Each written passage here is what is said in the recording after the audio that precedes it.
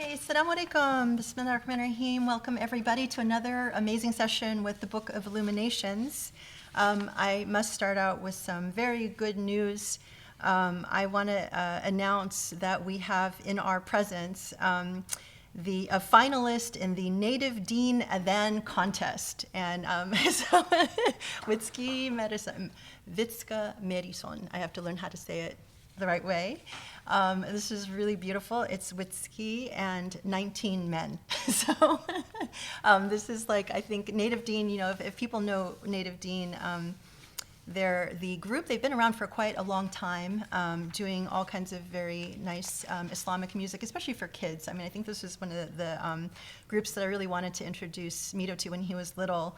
The interesting thing about them is I guess they only believe that it's okay to make music with their drums, if I'm not mistaken. But anyway, they're trying to really elevate, the love for the adhan again. And so, we're so blessed to have both Witski and Cheyenne give these incredible adhans. And I do too. I actually, I did enter the contest on principle, and I had my German Shepherd in the background, and he really wanted all of the attention. So if you watch the video back, he's like jumping on the bed and chewing boxes and making a lot of noise. So regardless of how I did, I think he probably got me disqualified. So anyway, it's okay, alhamdulillah, at least entering on principle was important. I also wanted to share this really beautiful news. Actually, Witski was just accepted as first soprano in the Columbus Symphony Choir, which is an incredible, achievement. So we're so excited to see her performing, and that voice is just, a voice of an angel. So alhamdulillah for that. Also, we had a lovely visitor today, Hiram, who was our intern, our summer intern, 2 summers ago. He just graduated from Harvard Divinity School, and right before today's halakha, he and I got a chance to do a really wonderful conversation, part of my Exceptional Converts conversation series, and I'm so excited to get to editing it and uploading it so people can watch it.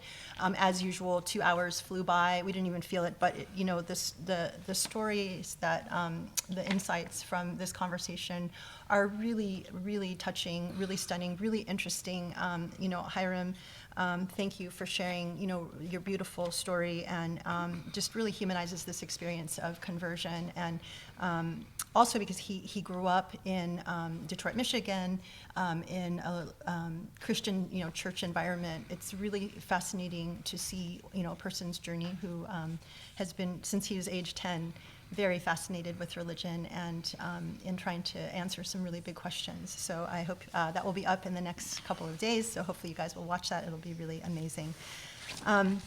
Which brings me actually to, the announcement about Witski brings me to the amazing khutbah from this past Friday, which is titled On Music and the School of Reason, Rationality, and Beauty. And it's a really important khutbah, as always, and I think that we've been wanting Sheikh to talk about the issue of music for a long time, and he's talked about music like with Ahmed Jamal and others, but the whole issue of like whether music is halal or haram, and why so many Muslims insist on this, and certainly even if you see the comments that were shared, actually Witski's Adhan contest entry is actually on YouTube. You can find it. And what's been very fascinating is to see the comments that it has elicited from various stripes of beliefs that include obviously that music is haram, and that don't give her a hard time because at least maybe she can use this to teach her kids or teach other men, and so a lot of nice patriarchal comments. But so I think this also inspired some of what Sheikh talked about, which was really important, which was actually then a focus on digging into some of this evidence. But before he gets into the idea of music, he actually begins by talking about how the Quran is really the key to Islam, and the key, honestly, to our existence and finding our way forward, which actually Hiram and I talked about as well. The idea of tayyibat and fawahisha. I'm not an Arabic speaker, so I hope I didn't say that too wrongly, but the idea that knowing, having the key to knowing how how to live, with goodness as opposed to ugliness as your guides, and what that means. And also how understanding what happens is never outside of its context, and the importance, especially when it comes to our tradition. A lot of people throw around hadith and throw around, so-called evidence about different things, but they try to take it and separate it from the history and the context. And obviously we've dealt with this issue all throughout, talking about the tafsir and so forth. But, the very important point that Sheikh makes is that you really can't just pull things out of the Quran and the hadith without that context, without that history. And if you are going to do that and engage history, you have to be an expert at history. And there's so many people who feel like they can speak with authority about, Quranic verses or about the hadith without the requisite knowledge and specialization in history.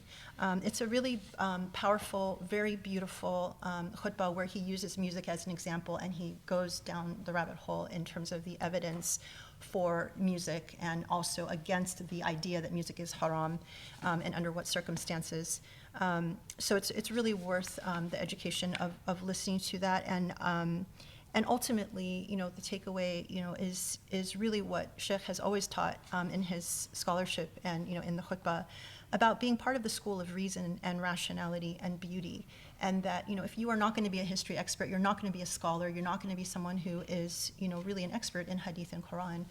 For us lay people, our job is to follow, this idea of rationality, reason, and beauty, and using the tools that we have as human beings that God has given each of us to really represent our faith in the most beautiful way possible. So it's a really important khutbah, again, for everyone to engage. And then on that note, too, I actually wanted to share another bit of really nice news that I got this week. I think as people know, I've been sending out the Prophet's Pulpit to outside reviewers, people who have no idea what we do, who we are, what we're about. And it's so powerful and validating when a lot of these reviews come back and they play back to us what we're trying to convey. And a lot of that is exactly this idea of being part of the school of reason, rationality, and beauty. So I just wanted to read this very powerful 5-star review from Literary Titan. And so, just to hear, this is what someone who knew nothing about us or what we do had to say. So The Prophet's Pulpit by Professor Abul Fadl is a captivating compilation of 22 sermons that offers a distinctive interpretation of the Islamic faith. Al-Fadl compellingly articulates that Islam is not a faith of submission and obedience, but instead a faith grounded in love, morality, and aesthetic virtue, essentially serving as a beacon of light that triumphs over darkness. Drawing from his deep understanding and insightful interpretation of Islamic theology, he presents Islam as a challenge to taghut, a term symbolizing despotism, injustice, and oppression. He underscores the divine message: never submit or succumb to unjust rule, thus dispelling the myth ingrained in many that absolute obedience to authority is a religious mandate. In his forthright exploration of intricate and discomforting topics, the author does not hesitate to critique the systemic hypocrisy among the elite in positions of power within Muslim societies. He delves into the tragedy in Yemen, the plight of Palestinians, and the grave human rights violations China committed against the Muslim population. He directs our attention to the atrocities inflicted upon millions of Muslims worldwide, which range from violent acts of murder and rape to human trafficking and organ harvesting. He further dissects the colonization of the Muslim mind and the manifestation of Islamophobia, demystifying the concept of dummies of Islam. He traces the origins of racism to the inception of forensic anthropology and the flawed categorization of humans into races, an act that has invariably perpetuated the notion of white superiority and reinforced this fallacy through imagery such as the white Jesus. Reiterating the essence of true scholarship, he insists on the continual pursuit of knowledge and warns against the ignorance stemming from the presumption of knowing it all. He encourages viewing prayer as a solemn act of worship and devotion to God, rather than merely a means of seeking personal gratification. Incorporating contemporary issues such as the impact of the coronavirus and the significance of gratitude, the author shares his personal journey of hearing loss, which he perceives as a challenge and a blessing concurrently. While sermons may often be stereotyped as monotonous or uninspiring, Al-Fadl's sermons are distinctively invigorating. They possess a transformative power that arouses your senses, making you realize that God is closer to you than your jugular vein. Reading this book has been an enlightening experience, resonating deeply with my heart and mind and reorienting my perspectives. At its heart, the Prophet's pulpit conveys an enriching message of divine love.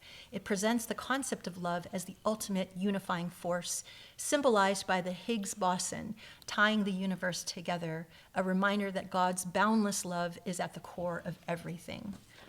I don't know, if anyone could have written a better review, and hearing that back is just so, it's so priceless, it's so touching.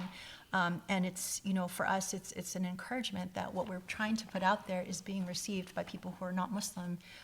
And, I've always thought that the Prophet's pulpit as a book is sort of an encapsulation of who we are and what we do here at Usuli. So I'm so grateful for that. And if you haven't gotten your copy, you would like a copy, you'd like to send a copy, we're still doing the Share with a Friend campaign. So just email me and we'll make sure to get that out. And also, we're sending them all kinds of places, prisons, book clubs, universities, people around the world. So it's a really beautiful way to get introduced to something very different. So with that, I'm so excited to continue on this amazing journey with the Book of Illuminations. And then I guess what I wanted to do is we got a really great question from Brian again. Thank you, Brian, because Brian always sends us these very powerful zinger questions.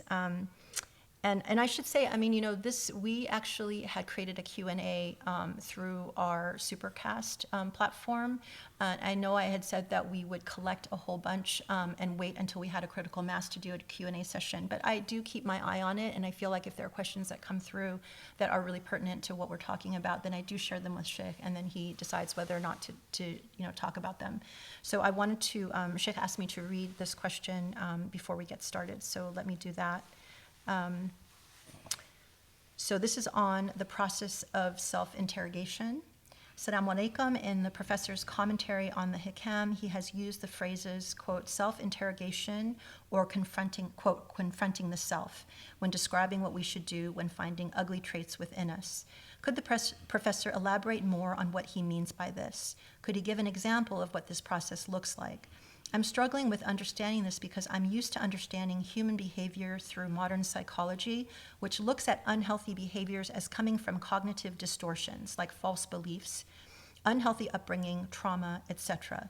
That epistemology of human behavior looks at identifying the cause of the behavior and healing the underlying emotional, psychological cause. This understanding does not look at behaviors as moral or immoral, though, but simply as causing harm. Can we adopt this same approach, but for moral and immoral behaviors? What might that look like? The guidance I've been given in the past among Sufi guides is to simply write down the immoral behavior when it arises, and in what context and with whom it arose, and to avoid these people or settings. This answer has always been unsatisfactory for me because I've been raised in the epistemology of modern psychology.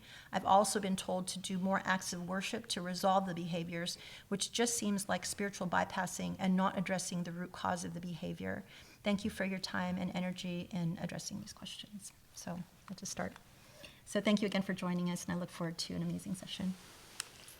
Bismillah ar-Rahman ar-Rahim. وسبحان الله والحمد لله رب العالمين.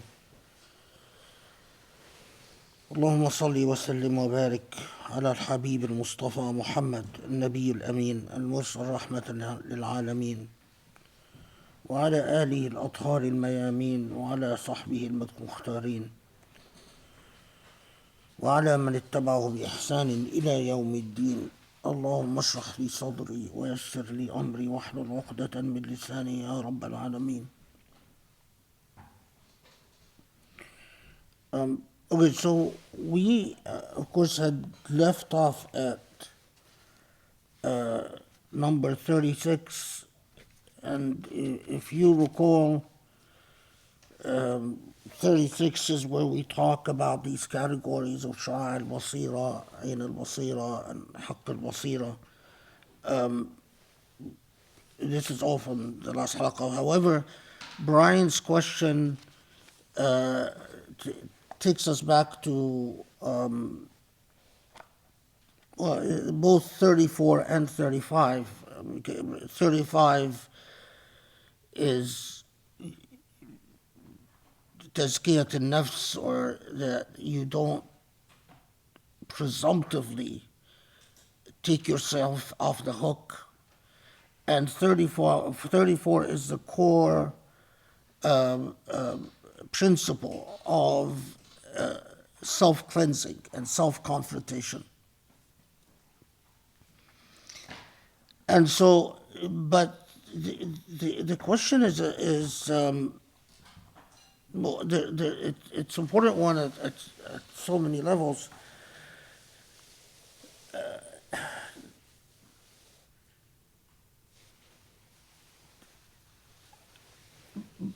And Brian is right. Although in I mean, it is an incorrect application of the principle of self-confrontation to say just avoid the people, avoid the situation. And maybe we'll talk about an example or two in a second. And I'm not, I mean, within, of course, modern psychology has persistently, even if there is some branches of psychology that incorporate religious perspectives, but modern psychology has been persistently lacking in Islamic contribution because generally Islamic epistemology has been lacking at so many levels in our contemporary world.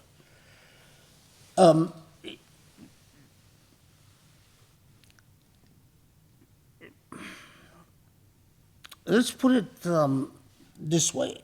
I tend, if I tend to think of everything that I've read and also the advice that I received, the training that I received, my interactions with teachers,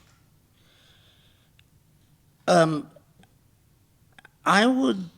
I mean, I'm hesitant a little bit because it's you know, who knows what associations people have with this term, but I tend to see the process of self-correction as reconditioning the self, as a deliberate act of reconditioning. But reconditioning motivated by a desire to please Allah subhanahu wa ta'ala. So when we say self-interrogation, and as we talked about when we were talking about number 34, principle 34, so let's say as you make lists of, and let's say you've gone through the process of examining various situations examining situations that you've been in, situations where the results were some form of friction or some form of displeasure with the self. This process of nafs al-lawama, or the self-critical self, that where you either identify your behavior as resulting in an affirmative sin, so something that is clearly a sin, or in behavior that ultimately takes you to either territory that is haram or territory that is questionable, makruh. So an example is your temper. And you are, and let's assume that you've gone through the process of both, where you try to examine your own life and where you talk to, as we've talked about, trusted companions who will actually be honest with you about your own weaknesses. And let's even assume that you've gone the step further, where you've talked to people who don't like you, your quote unquote enemies. And from that feedback, let's say that you recognize that there are many situations where you are challenged because whatever happens in life, and the result of this challenge is that you go through episodes where you do not feel you are in control of your temper. So as a result of this challenge in various formats, and you can imagine, you can make discoveries about your temper in dealings with family, in dealings with your professional life, in dealings with the way you drive your car in traffic, and in the numerous occasions that you go through in life. But the thing about the temper is that time and time again you notice that this temper ends up landing you in a space or spaces where you say things you don't mean, or say things that are mean, or you say things that leave you feeling not respecting yourself, that lead you to behavior, or lead you to conduct, or lead you to statements, or lead you even to feelings where you feel that you've compromised your own dignity, that this is not consistent with ideally being at peace with Allah and my own self-perception, my own self-respect. Now, I'm sure that there could be in our lives numerous cognitive reasons for the way our tempers are, right? I mean,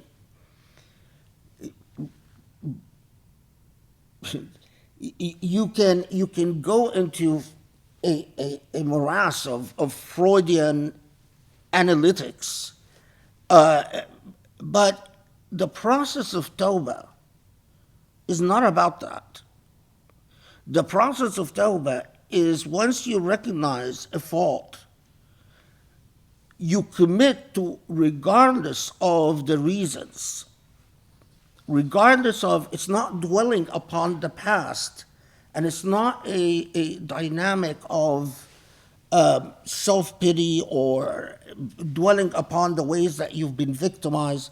It is committing to reconditioning to self, to rid yourself of as we said, either an animalistic trait or a shaitani trait. Now, temper is a shaitani trait, and so the way you approach it is as an instrument of shaitan. Now, again, yes, I mean, as I'll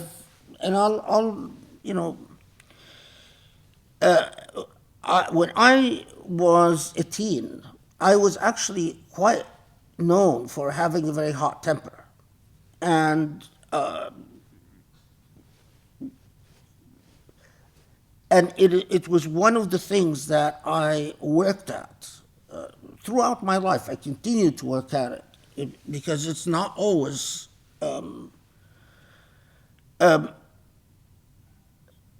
but yes, if I sit there and I unpack the psychology, I was a very ill child. I was very seriously asthmatic. I had numerous, I nearly didn't survive. I was always a very ill kid at school. I was always being picked on because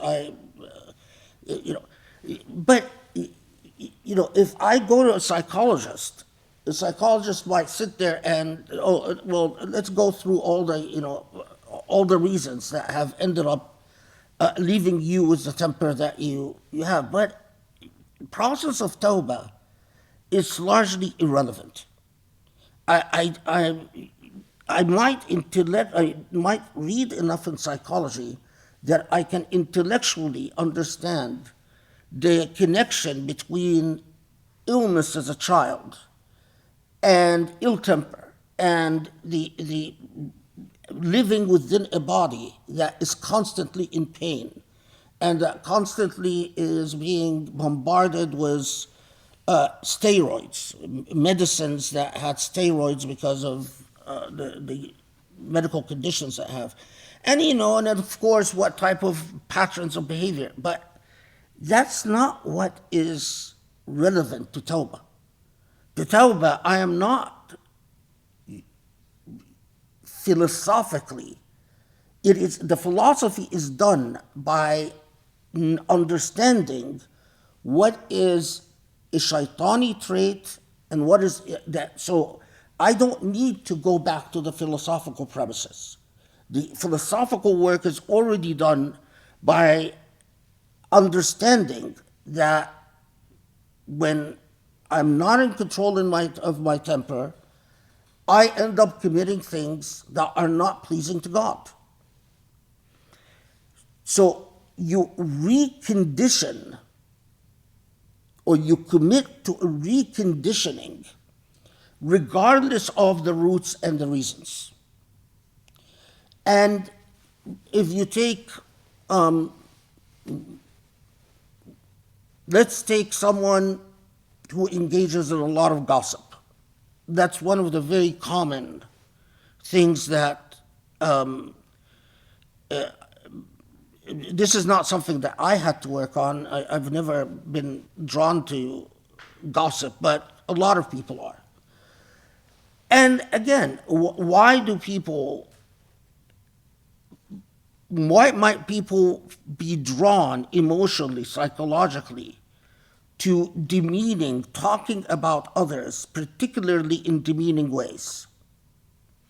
Or a trait like jealousy. Yeah, there I'm sure, deep psychological reasons for, gossipy talk that demeans the other, or for the orientation toward jealousy.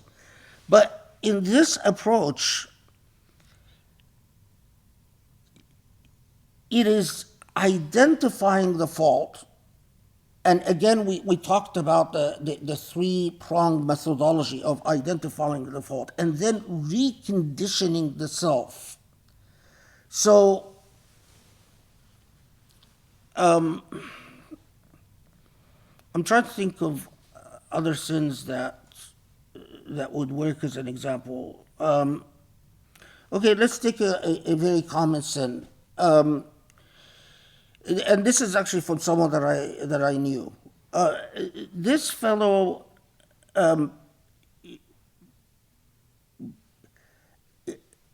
definitely had an intense vulnerability to material things that affected the way that he presented himself to the world. So he had an intense weakness to fashion, an intense weakness to spending money on clothes and expensive. I mean, he was the type that, would not wear a shirt or trousers that did not carry the signs of prestige. And in his journey, that was identified. I mean, it was with the help of his sheikh and also his friends, who said, you're not, you go beyond the bounds of reason. You go to the bounds to the bounds. You're actually obsessive about it, and you spend an inordinate amount of your income on looking good. And I'm sure, and all of us knew something about his past, and all of us could just intuitively know what experiences in his own life that had to do with his father and his class and where he grew up and the neighborhood he grew up in, and all types of things that embedded that weakness in him, that made that weakness part of his psychology. But in reconditioning the self, it was all about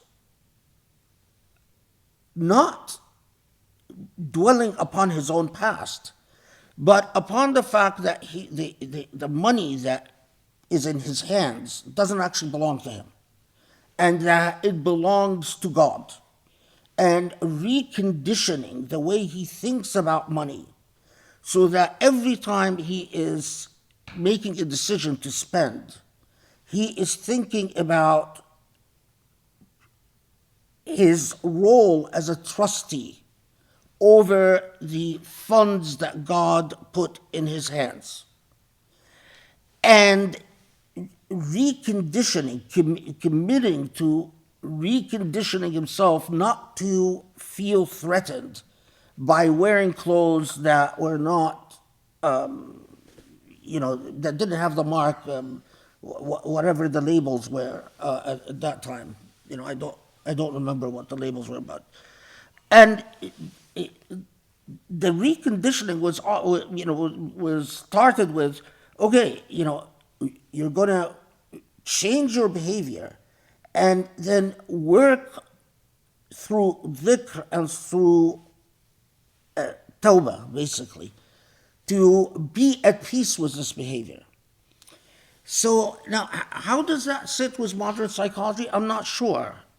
But I definitely, the reaction to this question is, it made me think very seriously about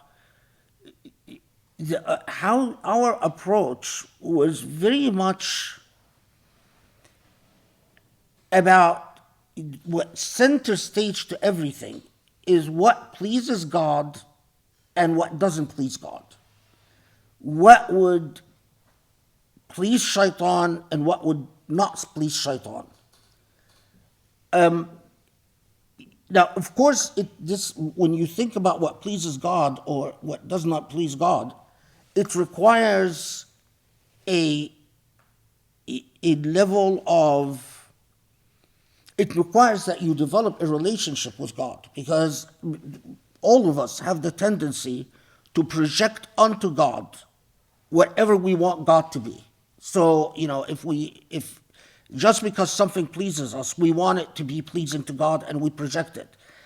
And a huge part of what we are talking about in this path is, and this is where principle 35 kicks in, is you do critical to this methodology is that the presumption is against taking God for granted. So, again, I'll take, this is,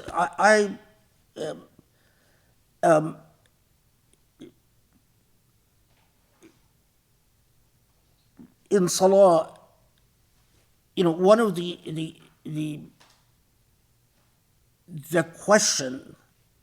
one of the questions that often arise is about, there are many different schools about the nawafil and sunan, the extra prayers, right? And which school of thought do you follow? School of thought that, for instance, makes the sunnah for dhuhr more rakahs or less rakahs? And I can't tell you the number of times that the advice was, use the presumption against the self. So if you are tempted to take the school of thought that, and that the rule of thumb is when you are dealing with other people, the path is the path of ease. So when people are asking you for advice as to what they should do, recommend to them the less demanding route. But when you are dealing with the self, recommend to the self the more demanding route. So you are, and this is so when it comes to the self, you are always on guard against taking Allah for granted. Because you know that that is one of the most deadly challenges to the self. That to just assume that when it comes to the self, that, well, Allah will just forgive me, Allah will understand. It might very well be true, but it is qillat adab, it is bad manners for you personally to deal with Allah in that fashion. It is like, I mean, and when we're very young, it is put to us in that way. If you are dealing with, you know, in the societies at least we grew up in, I don't know exactly if there's an American parallel, but you have an appointment with Il-Basha. Il-Basha, you know, someone of high position in Egyptian society.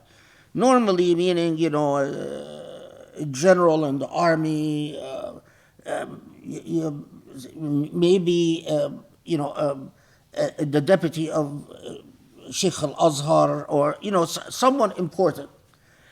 And tell you, when you conduct yourself with a human being of prestige and position, what are the presumptions that you make?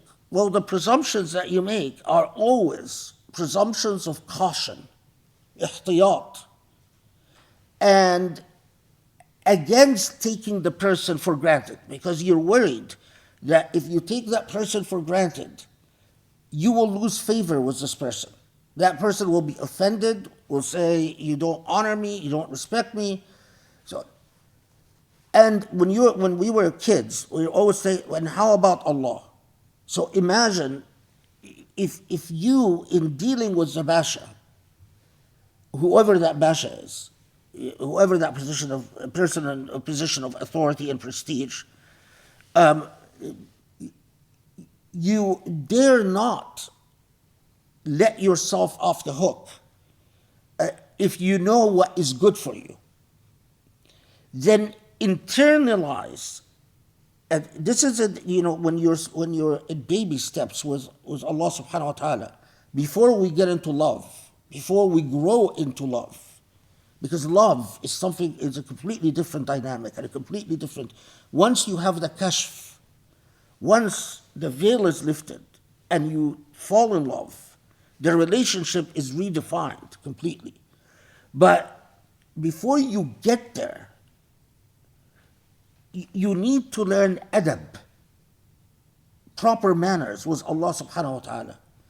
And it should be a sufficient incentive for me to confront myself and to cleanse myself, recondition myself, that a behavior is not pleasing to Allah subhanahu wa ta'ala. And that is sort of the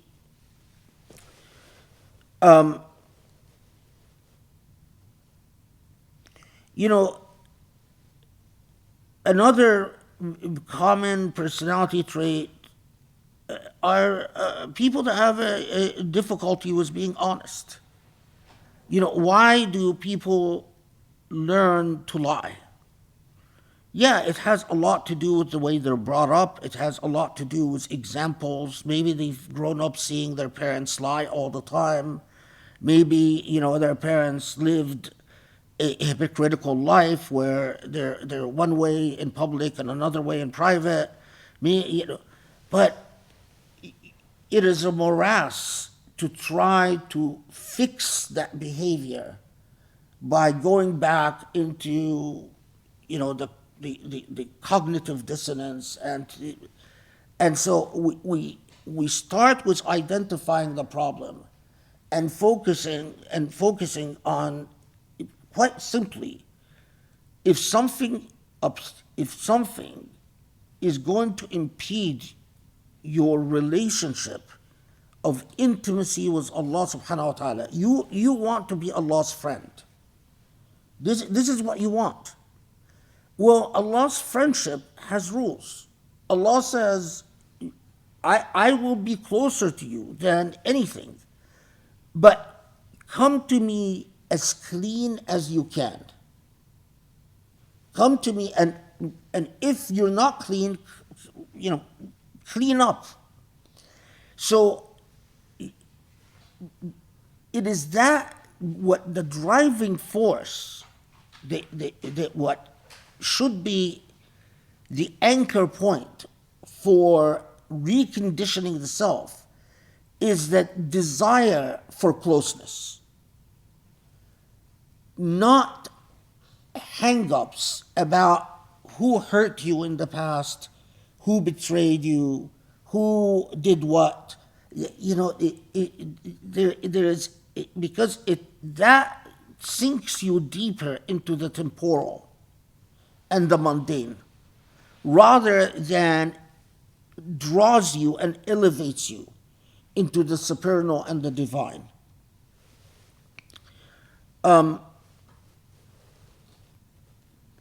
don't know if anyone wants to give me an example of a sin. Maybe that would. I don't know if what I said is good enough, or if you want to think of an example of a sin. Anyone? Lust.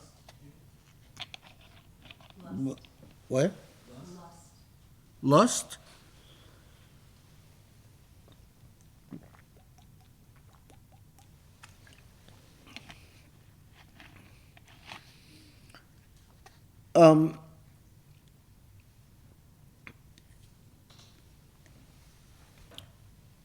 Lust, it ultimately ends up with what you do with it. Because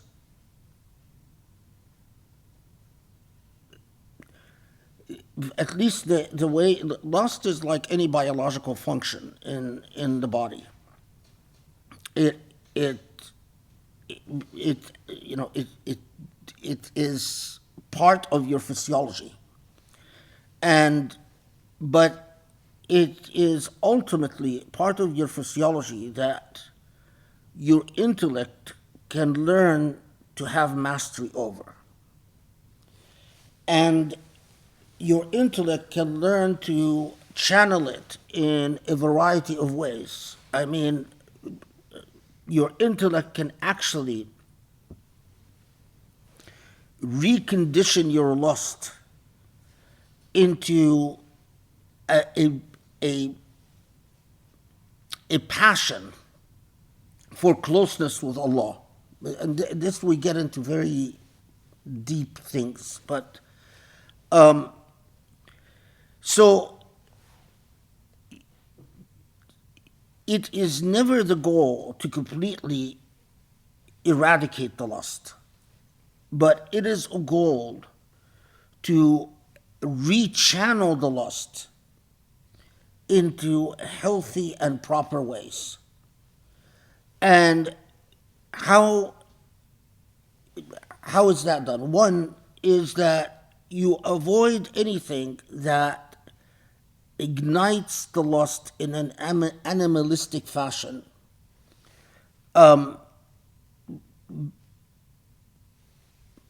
Because that's just adding, fuel to the fire without a.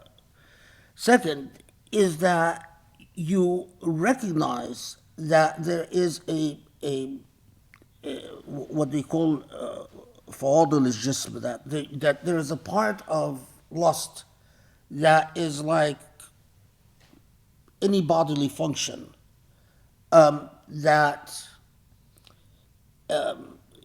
is just, it will always be there. And as you grow older, it gets weaker and weaker and weaker until it just goes away. And especially, yeah, anyway. But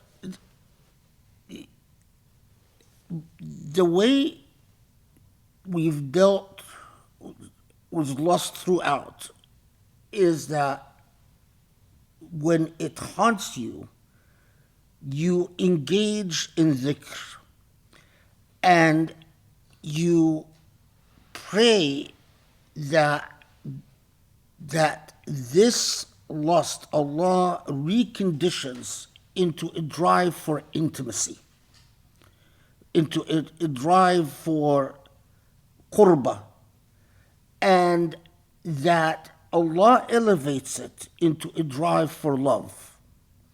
So, we get, that is why when you read Sufi literature and Sufi poetry,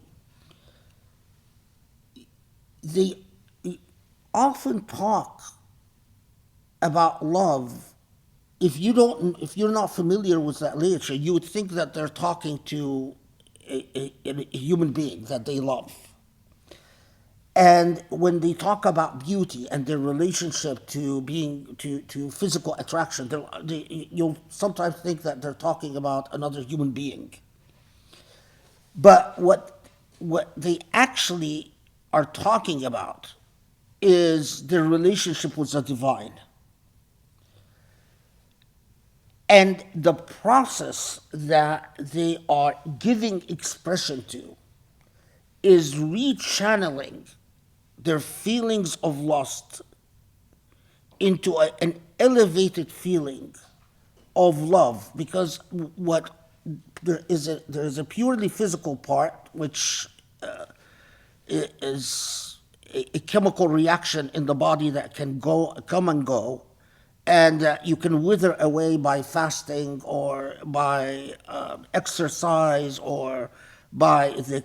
But there is a part that is really a longing for intimacy. A part that what you are craving is that companionship of body upon body, skin upon skin, and that longing for the feelings of repose and tranquility and comfort that comes from that intimacy.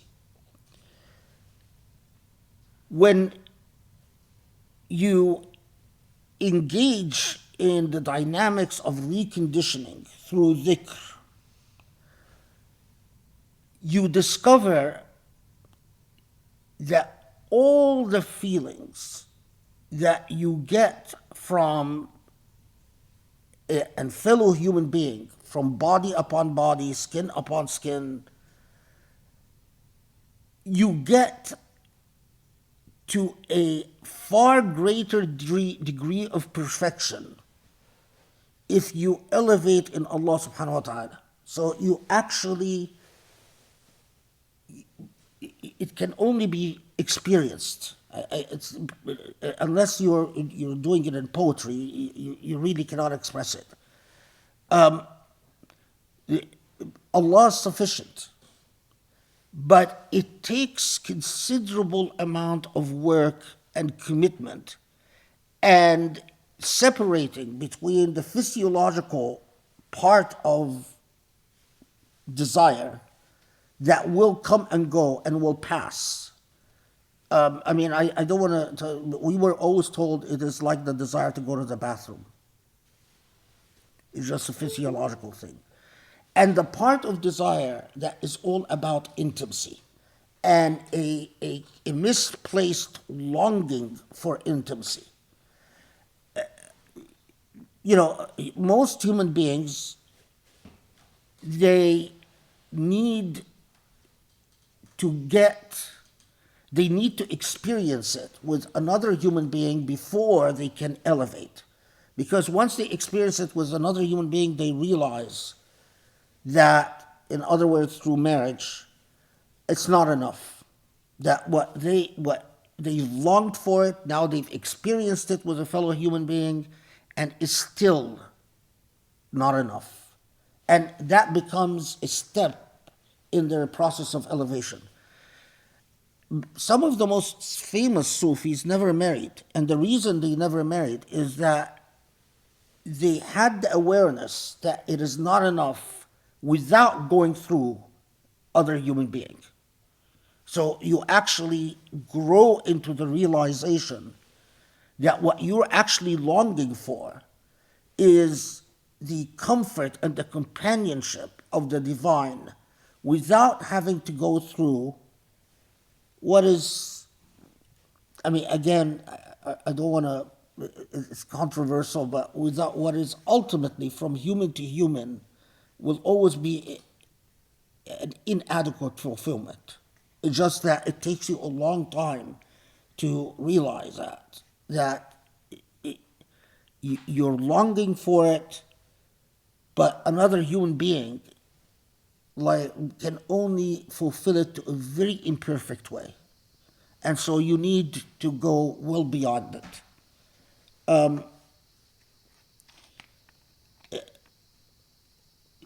Everything that is haram in the handling of lust, it is because ultimately it will just further ignite your lust and take you down a path that can never be fulfilled. It has no end. So going down the path of haram with lust is the most illogical thing, because it's like drugs. You're going to do it, and you're going to crave it more, and you're going to need to do it more and more and more, and it becomes an addiction that takes you down a path of the demonic. And so, it is from the beginning, you have a decision. You either are going to go down the path of the demonic or the path of a very different path, the path set out by Allah subhanahu wa ta'ala. In one of the most, and I don't know if this is, one of the most amazing advice I got about sexual desire is that I was, especially in my younger years, I used to write poetry all the time. And time again, Sheikh Adil, who's, passed away, Sheikh Adil Eid, would tell me, channel your desires into poetry. But ask yourself, what is elevated poetry? So you're not going to write poetry about, you're not writing obscenities, you're not writing, but this longing that you have in you, make it inspire your poetry. And when I think back, the levels of elevations that this taught me, that take a passion that could be demonic or could be supernal and divine, and make the firm intentionality, the conscious decision to channel that passion towards the supernal and the divine, not towards the demonic.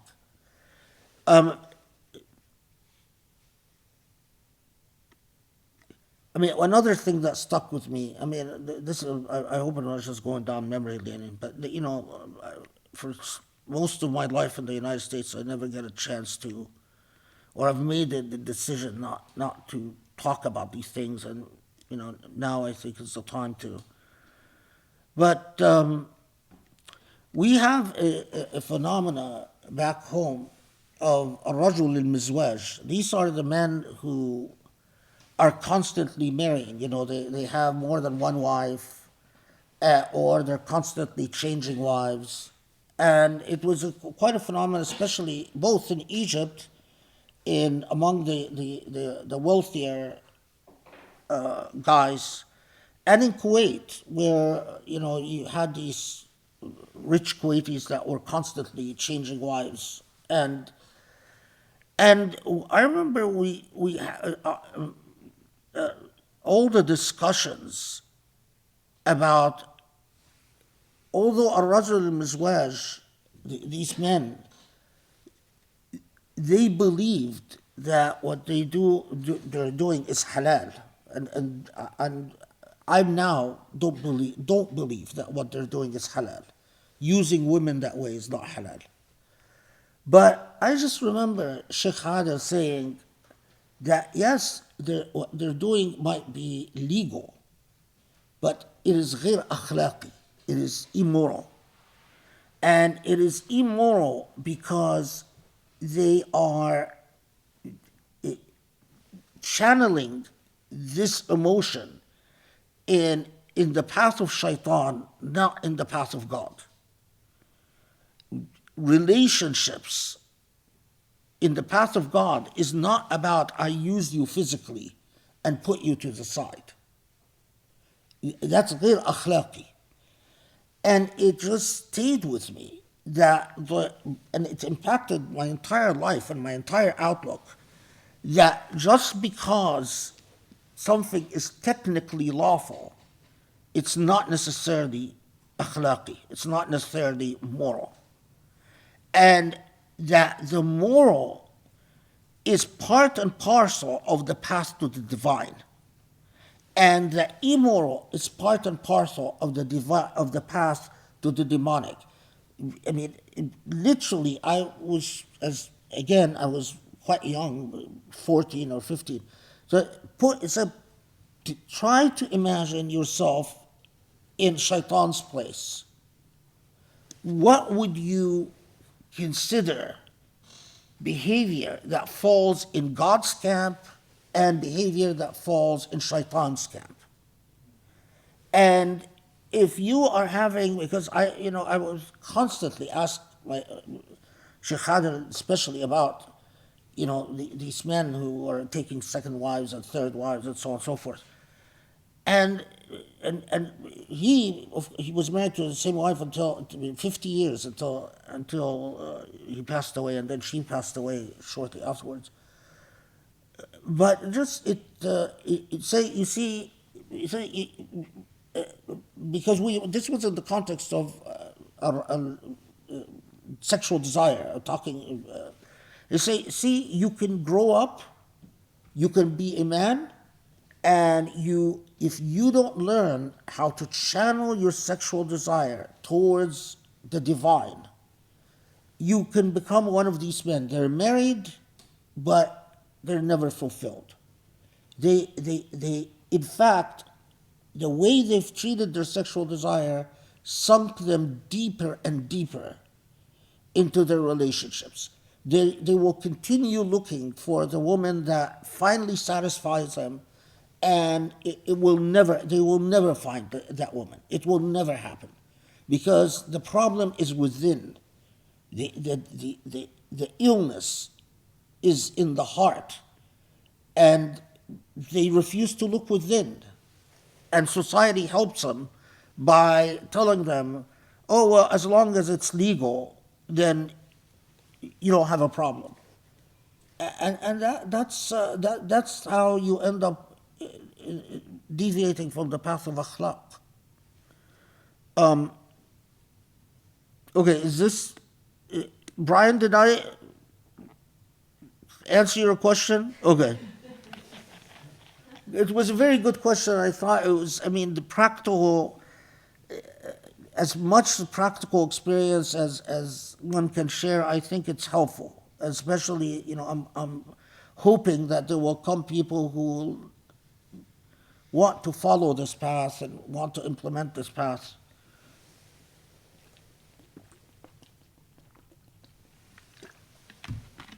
Okay. So,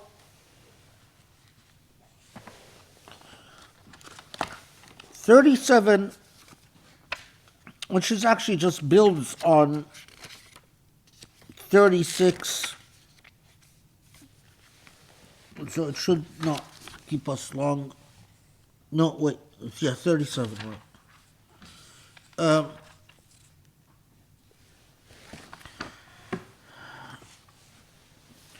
لا تتعدى نية همتك إلى غيره.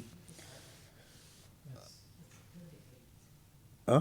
37. Are we at 37? 38. That was 38, I think. What I'm reading? Yeah. You're reading 38, but we're at 37. Oh.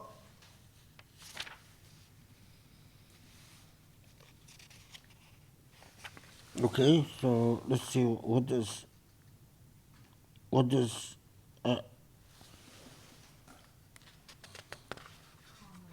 is كان الله ولا شيء معه وهو الآن على yeah, it's not okay, yeah, I know what the what you're referring to is كان الله ولا شيء معه وهو الآن على ما عليه كان.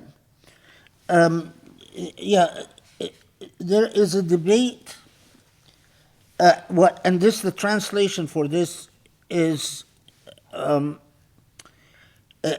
Allah is and singular and alone, the principle of monotheism.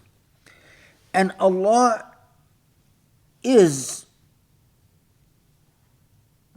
unchangeable and unalterable. So Allah is constant, beyond change, beyond the logic of time and alteration.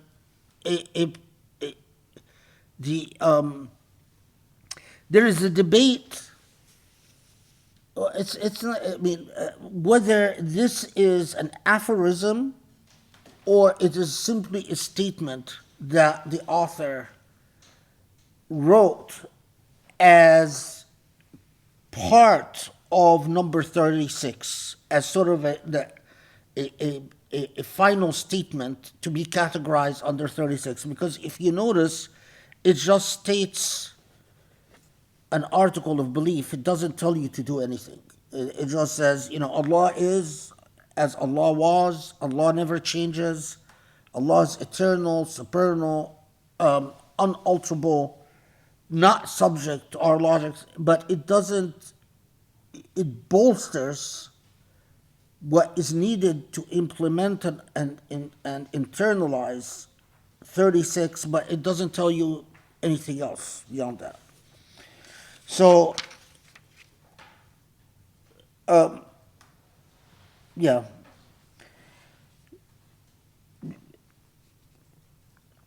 This is, I mentioned this in the khutbah, but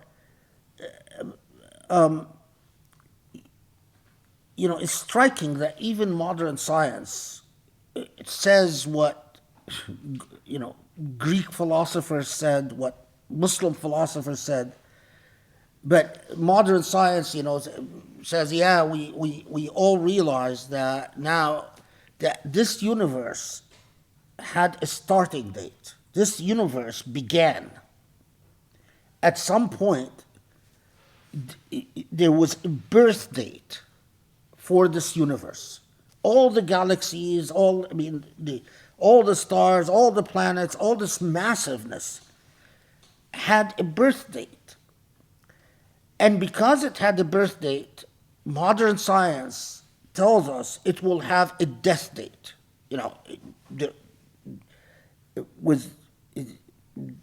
As we know, everything is moving further and further apart. And there will come a time when, in the same way that there was a birth date, there will be a death date for all the galaxies, all the planets, all the stars. It's literally, as Allah says in the Quran, it's as if the day will come when Allah will close the book on this entire universe. And now, it's obvious, if entire existence has a birth date and a death date, then there is a reality beyond this reality that preceded the birth date of this entire universe and that will remain after the death of this entire universe. And the only way we can comprehend this reality, what Muslim philosophers refer to, and Greek philosophers too, refer to as the first cause for the birth of the universe, is that reality cannot be subject to the rules of the reality of the born universe and the dead universe. In other words, whatever logic applied to the universe that was born and will die cannot apply, because then we end up in this endless dynamic of, well, what gave birth to that reality, what gave birth to that reality, and endlessly. So there is a logic beyond us. There is something, a reality that is beyond the logic of everything we know. And so when you read in Hikam al-Ata'iyya, which you find in every book of theology, you find in every book on that, do not apply human logic to Allah subhanahu wa ta'ala. And that is the biggest fallacy of Christianity and Judaism, is that both Judaism because Moses' message was corrupted, they apply human logic to wrestling with God, to forcing God to bless the Israelites, to where human beings can interact with God like another human being and compel that deity to. And in Christianity, of course, the only religion that remained philosophically consistent is Islam, which said the minute you apply human logic to God, then the very basis for Iman crumbles. Because if that God is subject to human logic, then that God is subject to the logic of creation, which has a point of birth and a point of death. And then we end up with a huge disaster. Because was this guy God born and is going to die? Because apparently that God had to follow the logic of the universe that God created. So now, why am I saying this? Because in the journey for maqamat, and we will talk about this when we get to the 40s, inshallah. In the journey for maqamat, the one thing, when you first experience your first kashf, and this is with everyone that I've known in my life who had the experience, and my own experiences, is you are struck by the fact that you have stepped, Allah has lifted the veil and allows you to see that you have stepped into a reality that is beyond anything materially experienced. All the logic of what you know in the material world doesn't apply to what you are allowed to experience or see. And so this statement that you just read abstractly, it makes your heart tremble when you read it, because you know its truth. It's like you read it and you feel a shiver up and down your spine, because this reality that we exist in is so artificial. It's like just a play, roles. Everyone is playing a role, and everything in material reality is just a role.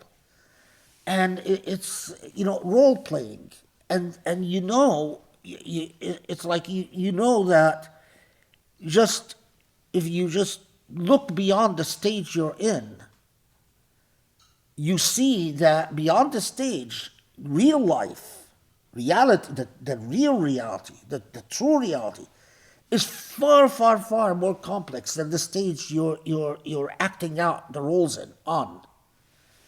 And that makes your heart and soul shiver. And it makes, so much of what human beings do, including yourself, obviously, just appear very, it's okay, fine. Okay, so now we can move on to the next one. لا تتعدى نية همتك إلى غيره فالكريم لا تتخطاه الآمال. So, yeah. Well, this here the translation says God was and there was nothing with God and God is. Oh no, I'm sorry. This is the one I just read. I'm sorry. This is the one we just dealt with. Let not the intention of your aspiration shift to what is other than God, for one's hopes cannot outstrip the generous. Let's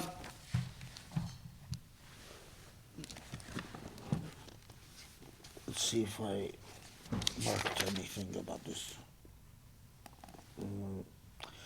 Yeah.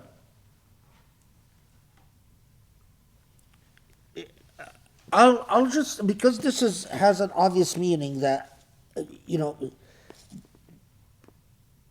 your aspirations, be on guard that you do not, that your aspirations, your desires,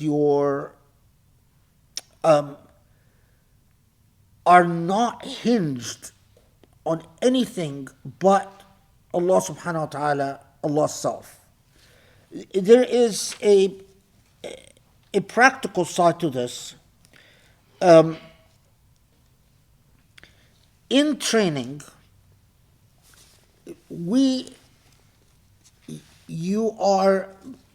there's an affirmative step in saying,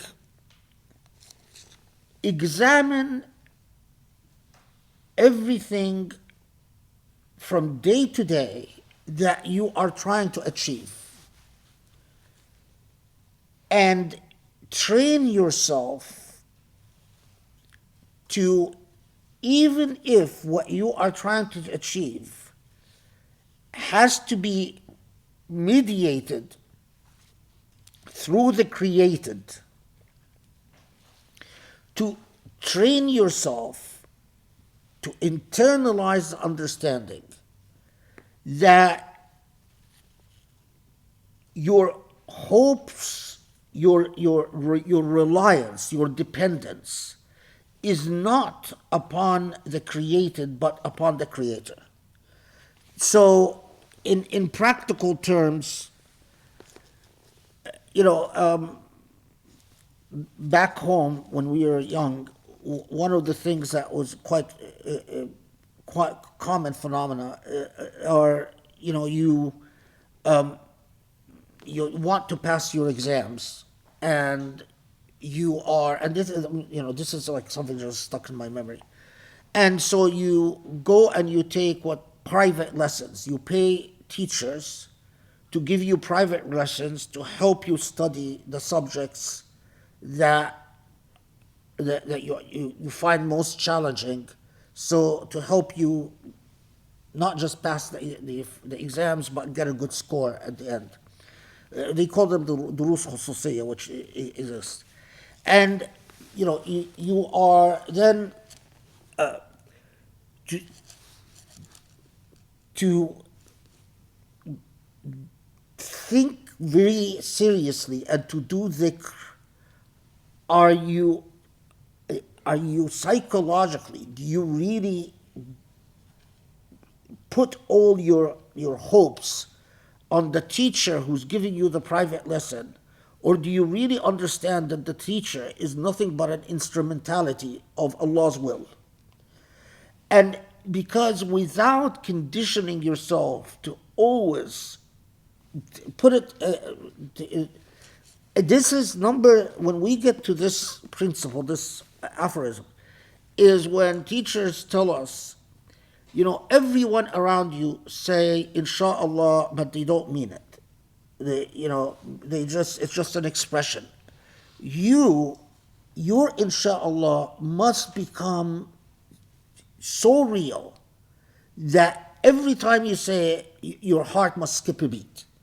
That you must internalize the full awareness that really anything is insha'Allah. And that your entire focus shifts from there is a physical material instrumentality to the full awareness that Allah is behind every instrumentality. Now, one final point about this is that this is a critical point of adab, because Allah is the real cause, and Allah is the real power. And if you want to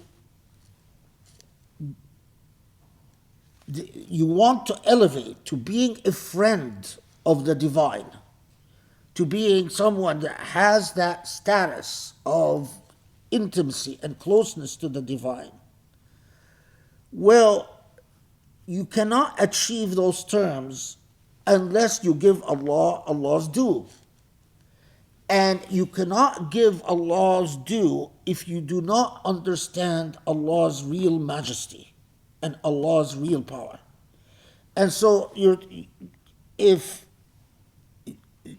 often told that in the path of elevation, failure to internalize this is often the reason for failure to elevate. In other words, it becomes an obstruction. And it is, it's like when you're checking a car that has stopped working, and there are certain things that a real expert mechanic will go to immediately and check before anything else, because experience tells them that this is what normally breaks in a car. Well, an experienced sheikh this is one of the things that an experienced sheikh will immediately go to and say, have you internalized Allah's the true cause? And that means, have you internalized this principle? Or is your psychology not elevated to that point? Because that is one of the reasons that people remain stuck. They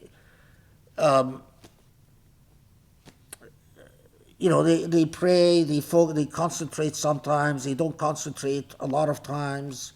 They, get into the mood to do dhikr sometimes, don't get into the mood to do dhikr other times. They feel sort of close to Allah sometimes, sort of drifting away from Allah most of the time. And this state of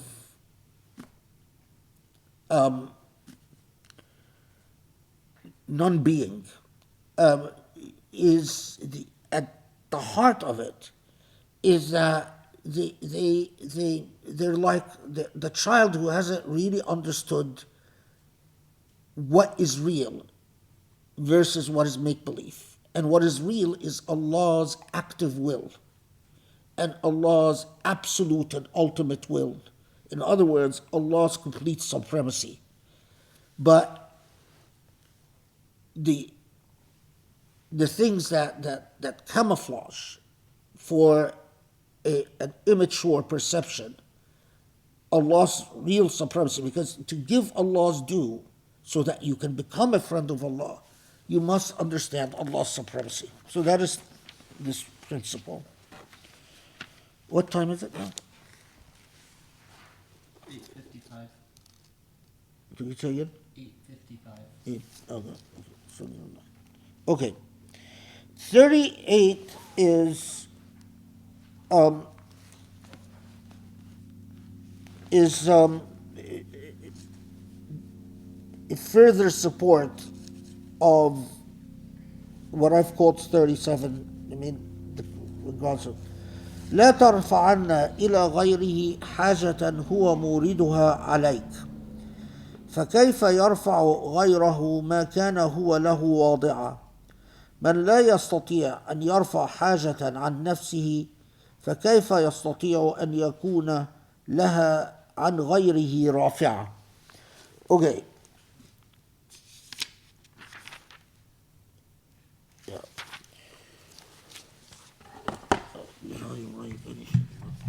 What did I do with my phone book?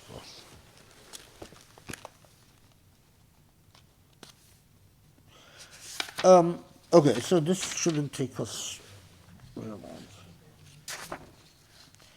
So this is the raw translation. Appeal to no one but God to relieve you of a need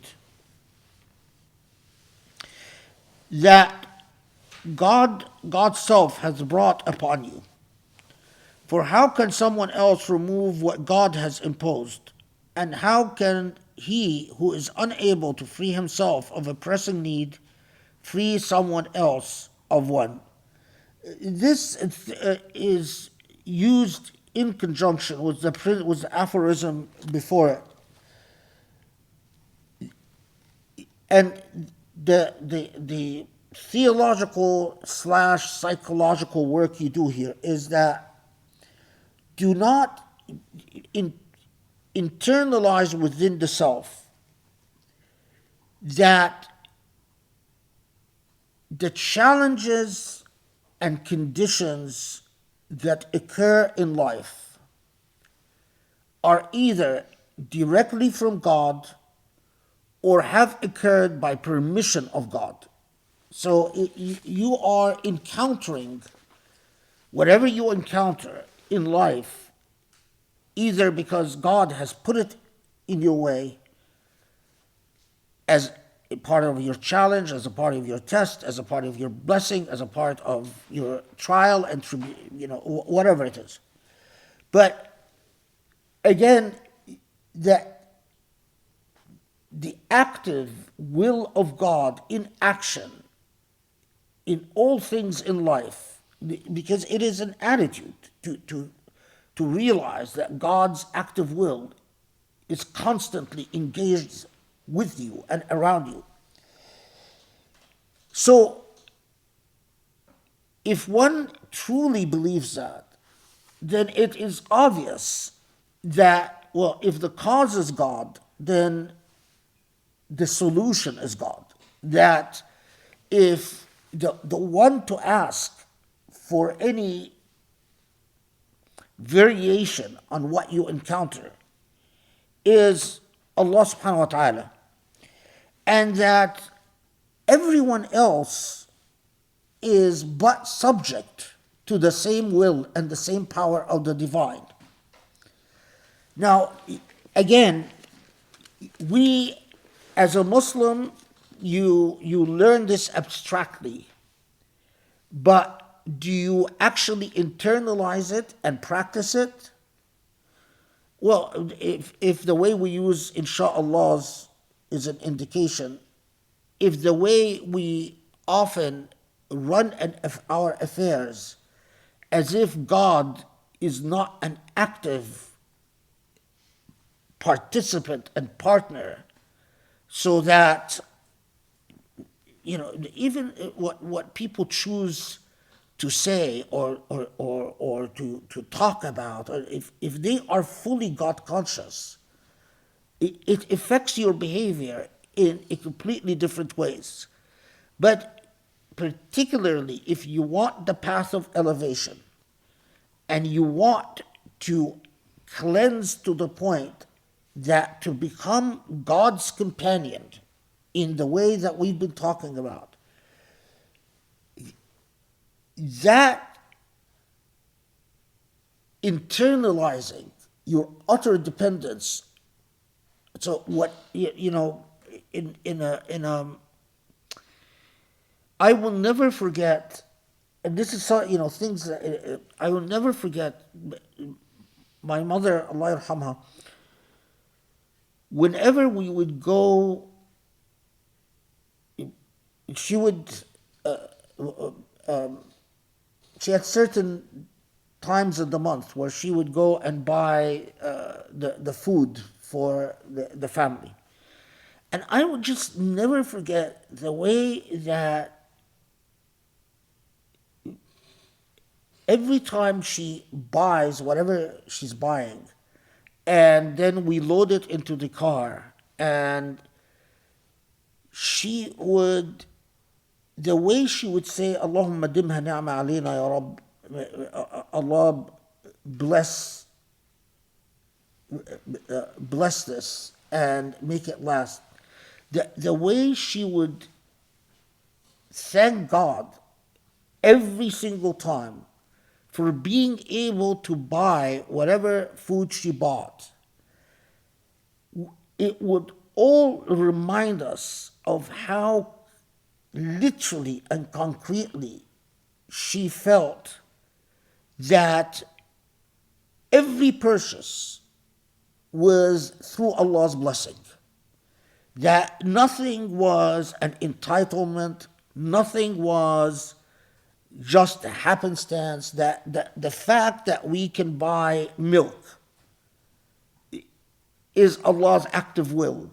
And she never forgets to thank Allah that we were able to have the money to make the purchase that we've purchased, and leave alone then after the consuming process where every time.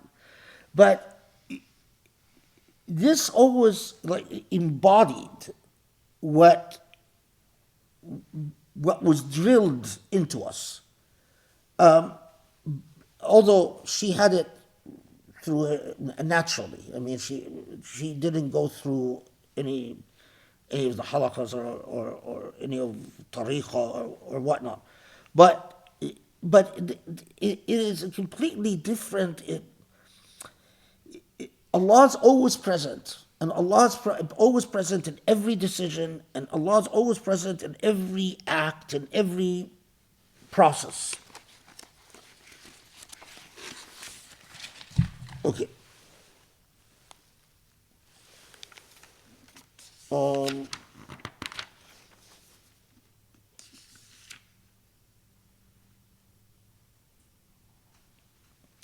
Yeah, I mean, there are a lot of narratives that from Islamic history that tell you about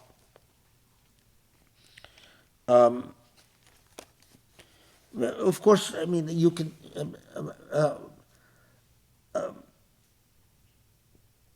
there's no point. It's just, I don't think they had anything.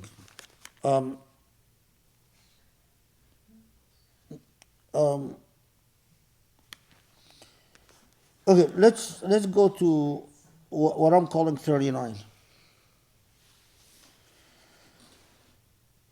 إن لم تحسن ظنك به لأجل حسن وصفه حسن ظنك به لوجود معاملته معك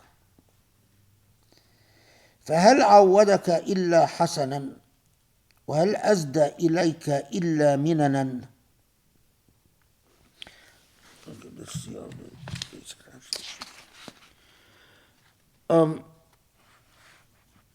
If you have not improved your thinking of God because of God's ineffable nature, improve it because of God's treatment of you.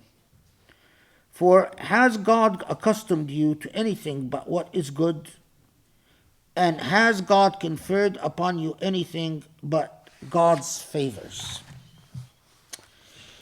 Okay, this is the principle of husn al-dhann billah. And this is a deeper issue, right? Husn al-dhann billah, to think well of God. there is a very famous hadith where the Prophet teaches us, alayhi salatu wasalam, أنا عند ظن عبدي بي, that what you receive from Allah is often, or Allah is as you often expect Allah to be.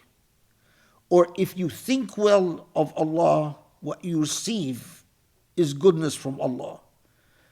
If you don't think well of from Allah, then what you will receive is not good, or what you will see or perceive not to be good. This is okay. How do I put it? There is, they call this shuhud al-wasf and shuhud al-fa'l. Shuhud al-wasf is understanding Allah's attributes and the inherent good nature, that Allah is everything that is beautiful and moral. And as the famous hadith, that Allah is beautiful and loves beauty. This is shuhud al-wasf, to be cognizant and to have an understanding of Allah's attributes. Shuhud al-fa'l is to understand Allah's, because a lot of people think what this is about is that I get into a process of saying, well, what has Allah given me? This is not what shuhud al-fa'l is about. It is not about, when he says, لوجود معاملته معك فهل عودك إلا حسنا, or in some manuscripts فهل عودك إلا حسنا. Anyway, when that people, you'll often find the mistake made in reading this is that thinking, well, okay, I measure what precisely has God given me as an individual. And then, of course, this leads to the inevitable question, well, what if I was born in misery? And, I was born to horrible parents, I was born to poverty, I was born with illness, I was born with, etc., etc. And so, how could it be that I see God as a translator, for has God accustomed you to anything but what is good? And so you get that question of, well, God has not accustomed to me to what is anything but what is good, because I get constant challenges, I get constant difficulties, I get constant problems. So what is he talking about? So let's go back to this expression, shuhud al-wasf and shuhud al-fa'l. When you talk about shuhud al-wasf, perceiving the attributes, you are perceiving the attributes of God that is the cause for goodness in creation, that is the cause for the principle of justice, for instance, the principle of mercy, the principle of compassion, and that whatever is of the divine draws you to the attributes of God. And so when we try to perfect our character, we try to internalize التخلق بأخلاق الله, that we are internalizing the attributes of God. And this is what they call shuhud al-wasf, or at the abstract level. Now, shuhud al-fa'al is understanding the implementation of the attributes of goodness in actual life by Allah subhanahu wa ta'ala. So, seeing, for instance, the principle of mercy in a bird flying, that would be shuhud al-fa'al. It is not in you flying, but it is in whatever flies as flying. Or in seeing the attribute of mercy in the care of a parent towards a child, or the instinctive awareness of what draws you towards happiness, or what draws you towards dignity, or the way that Allah in various material acts of creation educates us as to the principle of justice, for instance. So we take, for example, we learn from the attributes of Allah, mercy, compassion, which attributes that are abstract. Now, who was it? Cain murdered Abel, right? Yeah. So Cain murdered Abel. In the Allah telling Cain not to murder his brother, it is shuhud al-fa'al, that we are seeing Allah's principles in action. After Cain murdered Abel, Allah sends a bird to teach Cain how to bury his brother. That's again shuhud al-fa'al. You are seeing Allah's mercy in action. One of the biggest theological, and this has to do with eschatology of evil, the theology of evil. But can we say that Cain murdering Abel is Allah's action? In my school of thought, no. Allah permitted it because if Allah wanted to prevent it, Allah could have. But it would have required that an intervention with free will, which changes, which is an act of injustice at another level. This is a deeper philosophical discussion. But you cannot, when Cain murdered Abel, Cain was exercising his own free will. When Abel refused to use God's license to defend himself, and he told Cain, I will not defend myself, and if you want to kill me, I'm not going to do anything to try to prevent you from killing me. Cain had a principle that he could have applied in defending himself. He chose not to. And he chose not to for a higher, because he had an understanding of shuhud al-wasf and shuhud al-fa'al that is at even a higher level. So the reason I'm using this example, because go back now to shuhud al-fa'al. When he tells you,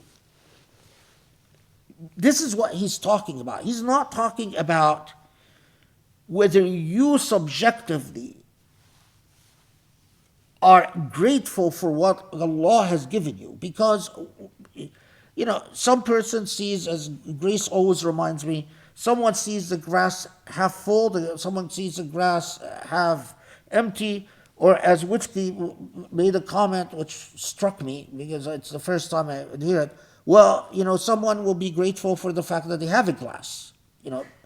So there are all these subjectivities, but this is not, and the subjectivities, of course, affect whether the way you evaluate what Allah has blessed you or not blessed you with.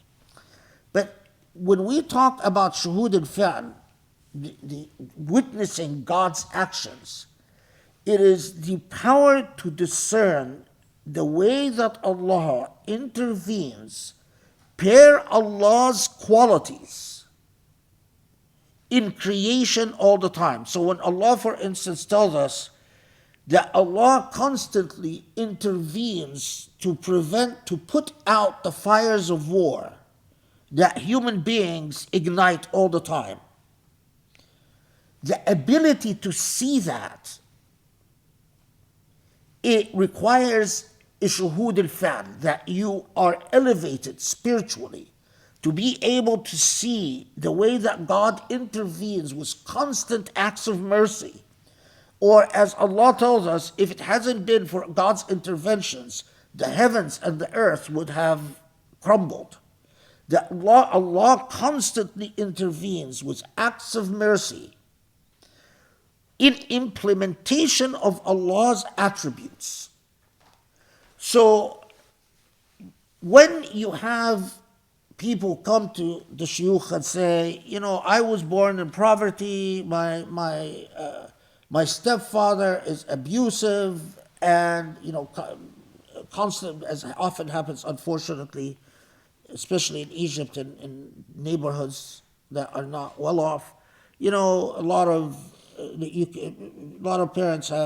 of kids have parents that beat them, physical violence, in other words.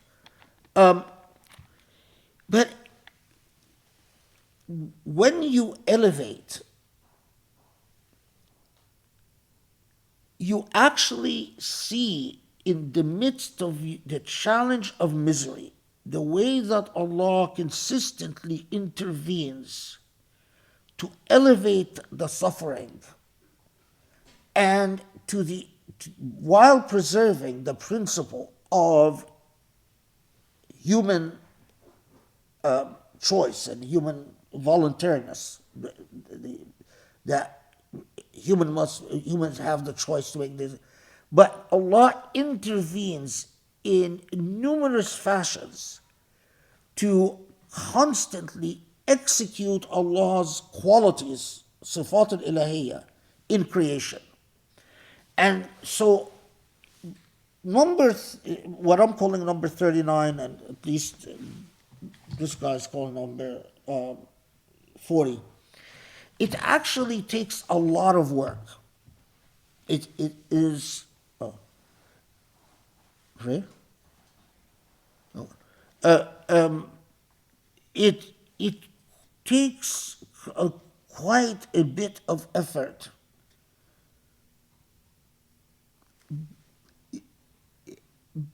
because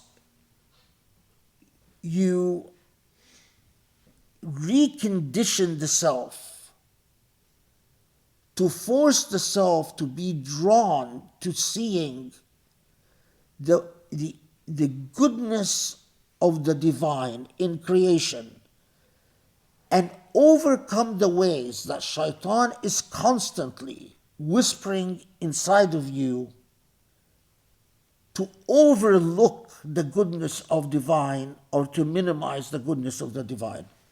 I'm told that we have to pray. I actually want to stop here. So how much time do we have? 12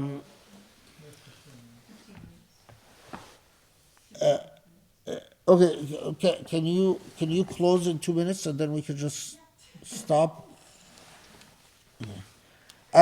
I might still have. I know that considering how much time and effort and energy is spent on this principle,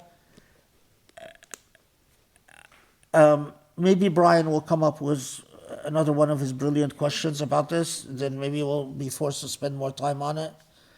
so maybe I should feel guilty about just moving on. But I'll think about it if I have more to say, or if Brian doesn't have a question, or any of you have questions, of course. Alhamdulillah. Think you were done. No. It was really amazing, actually. I don't want to say much, but I mean, even though we only covered a couple, I think it really does demonstrate like how rich each of these wisdoms are, and it's definitely worth the time to go back, because I think these examples are an opportunity for you to share what you learned and what you experienced with your sheikh is really invaluable, and it helps us to really internalize even better. So, I imagine that, and the last two that you gave us, the last two wisdoms that we covered, are so deep. I know you've talked about these in other situations, and they're so valuable. So it'll be fine even if we go back and revisit again next week, inshallah. But thank you everybody for joining us, and I really look forward to continuing on. I mean, I think that each one is just so life transforming. So thank you for your question, Brian, and inshallah, everyone have a wonderful week, and hope to see you soon, inshallah. Assalamu alaikum. Assalamu alaikum.